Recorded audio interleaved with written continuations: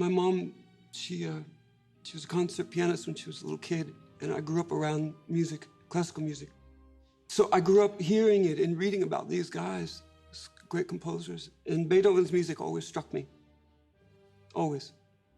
He had this fire, you know?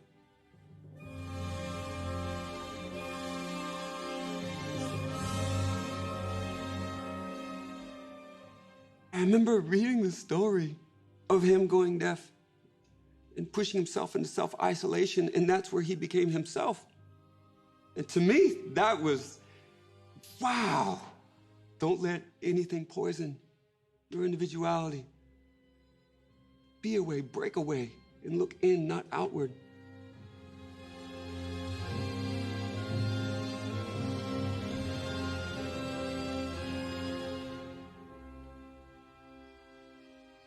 What makes us all do what we do at a high level is an inspiration that comes so deep as almost like a controlled desperation. And if you can't tap into that, then it just extinguishes. And you can't do it through here. It's to see way down in there.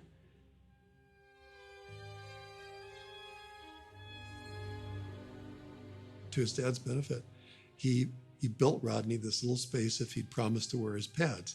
So he built him a little concrete pad and little shed roof over it and lights.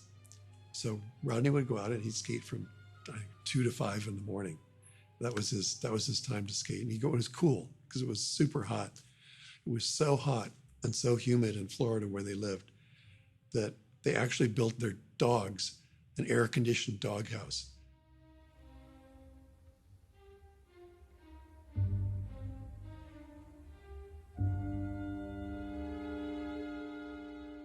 My biggest blessing was being in isolation. That was my blessing. Maybe if I were somewhere else out here, I would have been like them. Yeah, I don't know what was wrong with me, but teachers would reach out, troubled kid. Is he autistic? Or I don't know. I could never speak. I went through huge parts of my life not even speaking. I spoke in whispers. It's weird. Everyone did in the house, mostly. Skateboarding, what it represented, the ability to create, to express myself, it became my voice.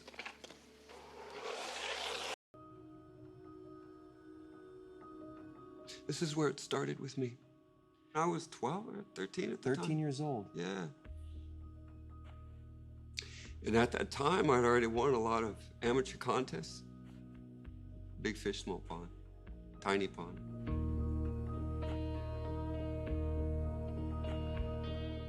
Midsummer, my dad was annoyed.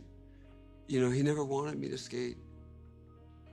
And he goes, hey, you'll grow up to be a bum, and look at the culture. And he goes, look, you've had every benefit, and you inherited good genes, you're smart, so don't waste it. He's like, all right, into the summer, you're growing up. Skating has to end as soon as school starts. And sit, grow up. Yes, sir. So I was skating every day, 5 hours a day. You're just making the most of it.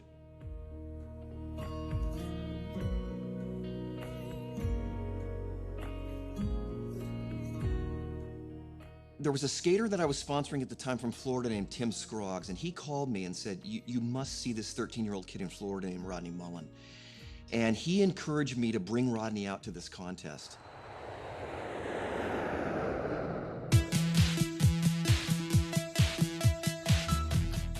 We went to the contest, and I remember seeing all these guys that I looked up to in the magazines, and I was just a retarded kid in all the pads. I'm a shy boy, you're the coy boy, and you know what, homo sapien too. I'm a cruiser, you're the loser. For the rest of us, it was more like, you know, doing different wheelies or manual variations, some handstand tricks, and that was freestyle at the time. I remember I did my run, and I remember looking at the judges, and they were looking at my board and not me.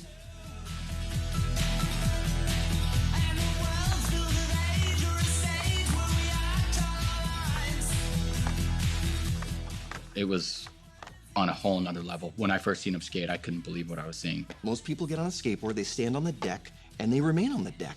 Rodney looked at the board and went, I can ride every side of this. I can ride the nose standing up, I can ride the tail standing up, I can ride it upside down, I can ride on the edge.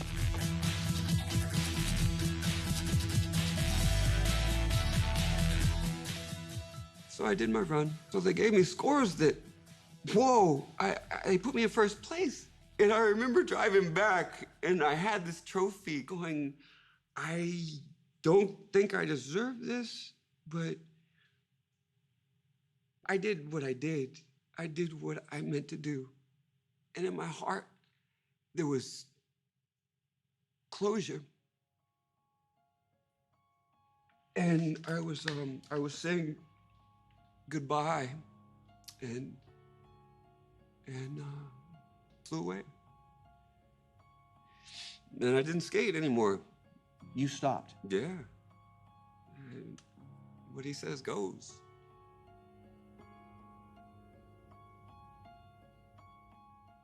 And I got a call. Skate News, some little, wasn't even a magazine, called from California. And I remember, Rodney, come inside. Long distance from California. They want to interview you. Just, wow. And that's where I said it. He goes, hey, I guess you shouldn't stop now. It wasn't about winning, it was about showing up and doing your best. I want to hear some screaming for this guy. Rodney Mullen. Rodney was absolute perfectionist, the fiercest competitor ever. I mean, he knew every single minute thing he was going to do, exactly what his feet were going to do, the order it was going to happen. If Rodney stepped off his board or anything like that, he'd probably be devastated. Rodney was a competitor on an Olympic scale that I've never witnessed in my life. He was flawless, perfect, every time. Getting to second to him was like getting first. Nobody deserved to ever take his spot. And that's when the rumors flew that he was practicing 9 hours a day. And we're going, 9 hours a day, how's that possible?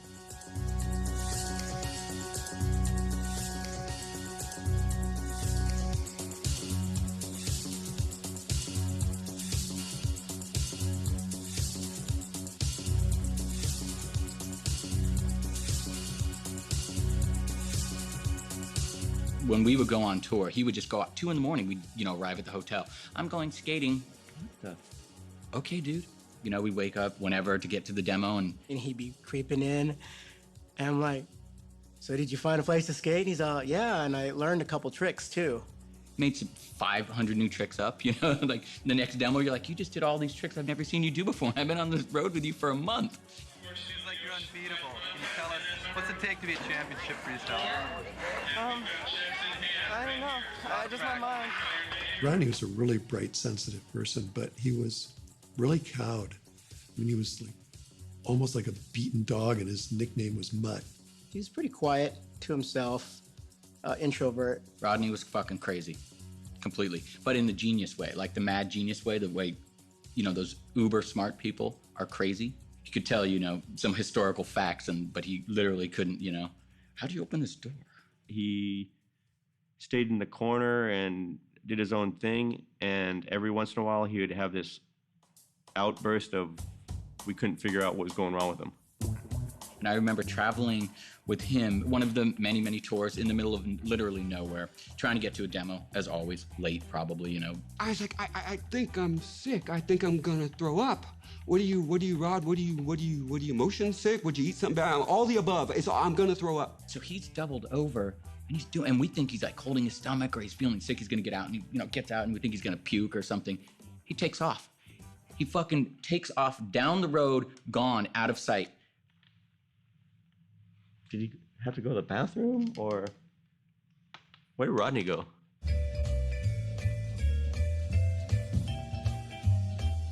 We just waited and waited and waited. I don't know how long it was. It was quite some time. I think the sun had gone down. I don't know. But I remember seeing the van. Those dudes were all looking at me like, fairly unforgettable look.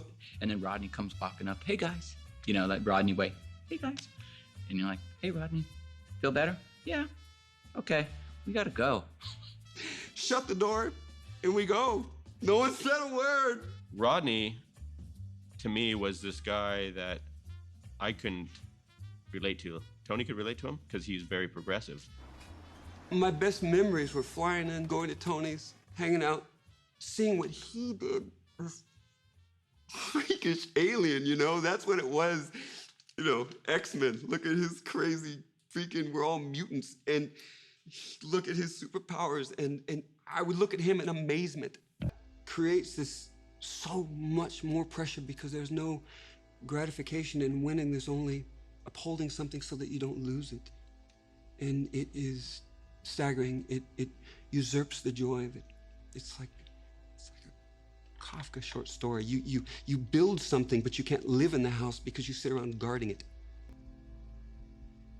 My dad, maybe a week, 2 weeks before the contest, before I left, he goes, "So you know, this will be your last one." It was always lingering, but he really meant it. And things had been getting bad around the home. Real bad, real bad. And so my sister had gotten anorexic, and I had started to go down a path that way, and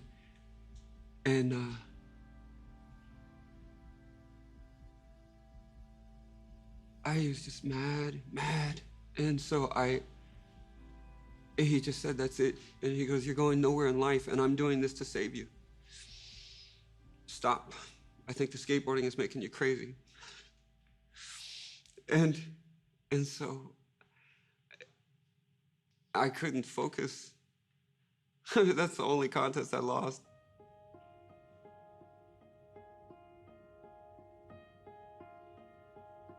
My mind was gone. I just...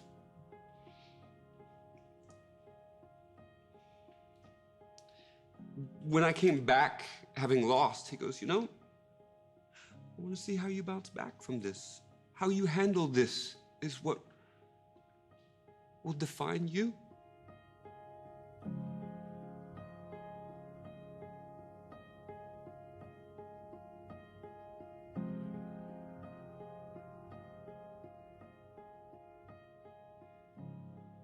I remember I was super thin, and I was falling apart in school because I really didn't care anymore. And I remember he couldn't do anything about it. It wasn't acting out. You don't do that in the house. I mean, that's how, you don't do that. But the thing is I withered in a way that you could not control. And I was spinning. I remember the teachers and stuff, like going to counseling, we don't know what's wrong, we know something's wrong at home. Eat.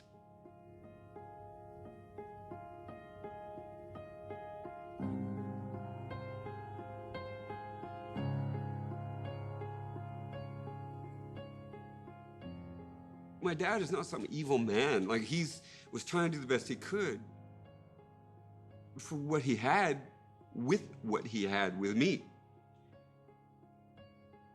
But those are those formative years, you know, teenager, when things start to hurt in a different way. When I found skateboarding, it was the first thing I loved. I mean, I loved it.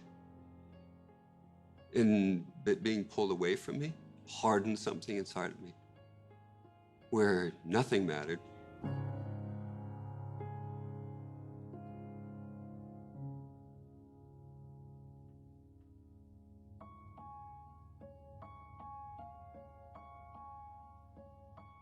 He came to me, I was in the garage, and he goes, "You know, I think that this has been hard on you." This is months afterwards. He goes, "You can skate because I think you need that. But I think that, in a sense, what's wrong with you, it has to do with the pressure of contests. So you can't compete." Really? Your father said that? Yeah. Contests gave me the ability to continue to do what defined me.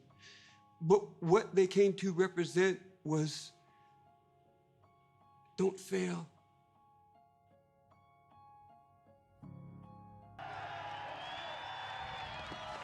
Everything I am today somehow is probably fed by my need for acceptance. With my dad, that's not necessarily the acceptance sons are hoping for, you know? Hey, it's good that you did this, but do you get the point? You're dominating something that really doesn't matter, and apply yourself to something meaningful. But because of Tony and Caballero and these guys, that gave me a sense of acceptance and belonging. It was like reciprocated and bounced back and churned in a synergistic way. And that's what created the Bones Brigade.